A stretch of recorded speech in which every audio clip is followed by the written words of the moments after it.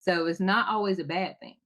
So once you accept it, repenting is the next step, and then turning back to God. And when you receive the sweetness of the honey, which is God's word, God's wisdom, that nourishment of his truth, his grace and promises is like spiritual nourishment. So just imagine just thinking about John the Baptist, he was consuming the locusts and then consuming the honey.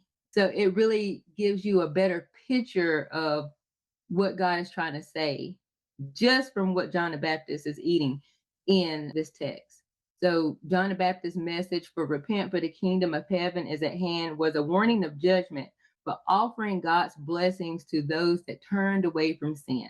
So connecting Joel, like I said before, to the locusts and the honey in the Old Testament brings us all the way back to John the Baptist and his diet. And it all connects, really showing God's plan right there. It's just amazing what words will do, especially when you understand the Hebrew.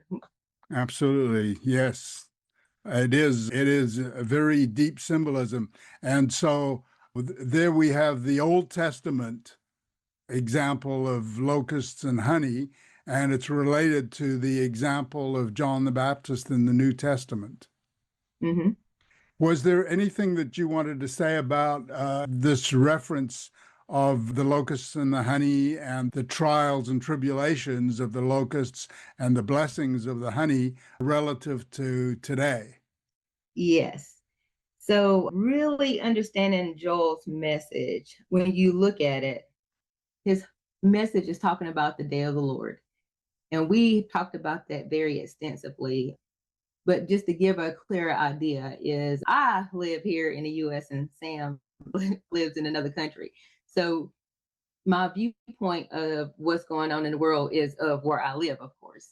And right now we have a lot of chaos and things going on that gets people concerned about end times and prophecies and different things. And with that being said, when they think about the end times or those type of prophecies, it looks like more of a rescue type situation. Like, oh, God, come save us, rescue us from these terrible things that are happening. And when I read Joel to understand the day of the Lord and how it's connected with the tribulation, I can clearly see that when it comes to the day of the Lord, because of the title and the tribulations, it's not about us. It's not about humans being saved from what's going on. This is about God and his power and showing who he is. So clearly in Joel, it tells us that he sent the locusts, he sent the destruction. But even when he sent it, it was to get the people's attention, and he warned about it first.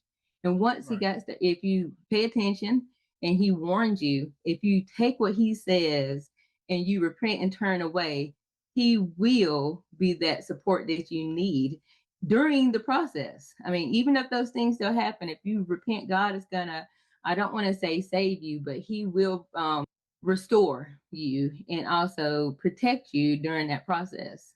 Uncover the mystery of Adam and Eve's nakedness. Unravel the ambiguous connection between the Hebrew term for naked and the serpent's subtlety. Join us for this free mini-course and gain a profound new perspective on biblical Hebrew. theexplanation.com/naked